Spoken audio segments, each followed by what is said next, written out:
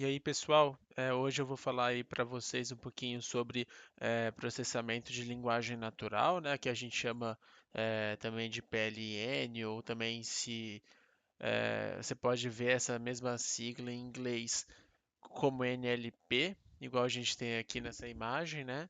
E eu vou passar alguns conceitos básicos sobre isso para vocês, tá? Então vamos discutir primeiramente o que que é o processamento de linguagem natural. E basicamente esse processamento é uma técnica, né, uma área da ciência de dados, uma sub-área da ciência da computação também, que a gente vai realizar a extração de insights a partir de dados não estruturados. Então, um dado não estruturado, por exemplo, depois em outros slides vocês vão acabar tendo uma noção melhor do que pode ser isso, mas é meio que dados representados em forma de texto ao invés de linhas e colunas, sabe? Então, é uma forma como esses dados são estruturados que a gente precisa extrair informações a partir desses dados, que são textos, e a partir dessas extrações que a gente for fazer nesses textos, a gente vai poder obter uma melhor compreensão do que esses dados querem dizer, beleza? E aí vocês podem até se perguntar, mas eu vou ficar analisando texto, ficar tirando informação de texto, onde que eu posso usar isso? Então, aqui eu deixei três exemplos de casos que a gente pode usar processamento de linguagem natural, que são a análise de sentimentos, classificação de textos e assistentes virtuais. Então, a análise de sentimentos é um exemplo muito bom de onde você pode usar o processamento de linguagem natural, porque a partir dessa análise de sentimentos você pode trabalhar com, por exemplo, áreas da psicologia, né? Tem até um projeto que a partir de frases que a criança dizia, o psicólogo ele conseguia ter uma noção de como essa pessoa estava se sentindo. Então, tudo isso são informações que você consegue obter extraindo as informações desse texto, dessa fala, né?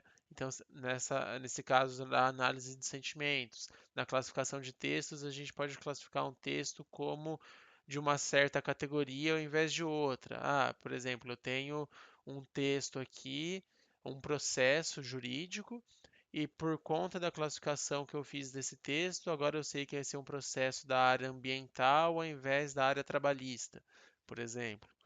E assistentes virtuais, como por exemplo a Siri da Apple, né? A Bixby da Samsung, a Alexa da Amazon.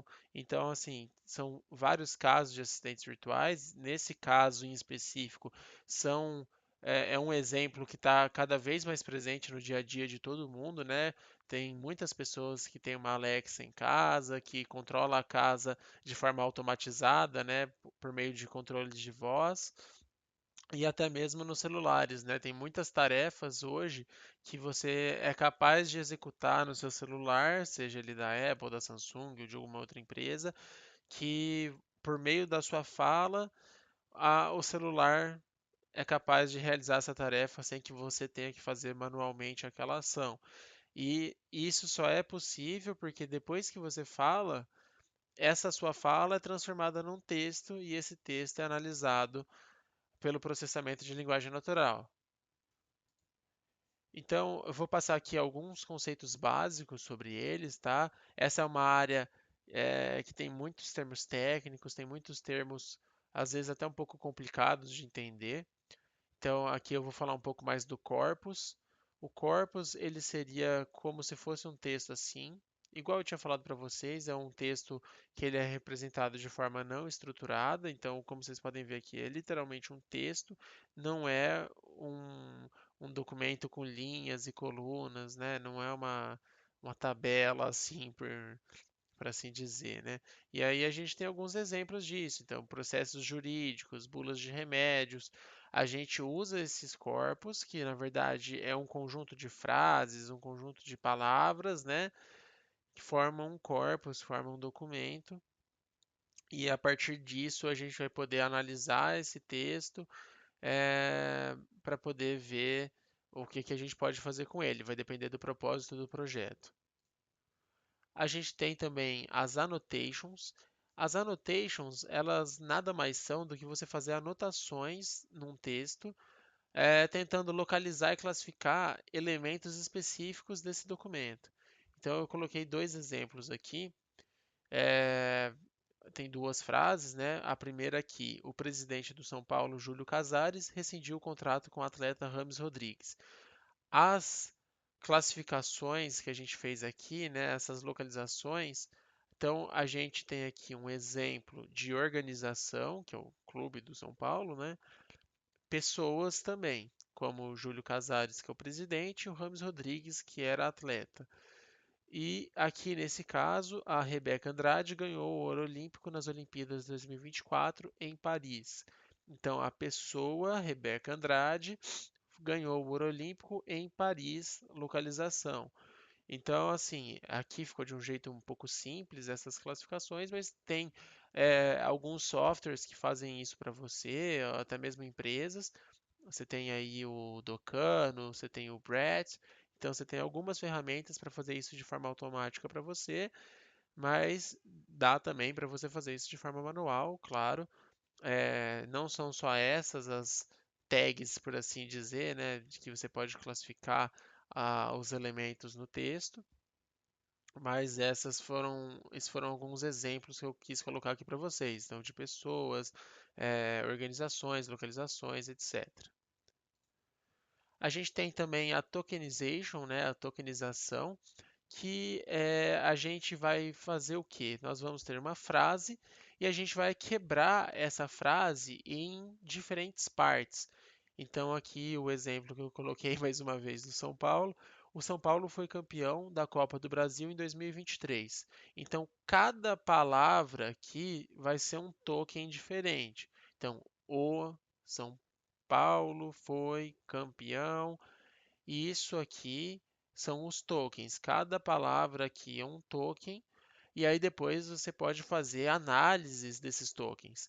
Depois eu vou trazer alguns vídeos aqui no canal mostrando o processamento de linguagem natural na prática, né? Esse vídeo aqui é um pouco mais introdutório para vocês na área, mas depois vocês vão ver que é possível você ver se um token é uma pontuação, se é um número, se é uma stop word, enfim, tem várias análises que você pode fazer a respeito dos tokens, tá?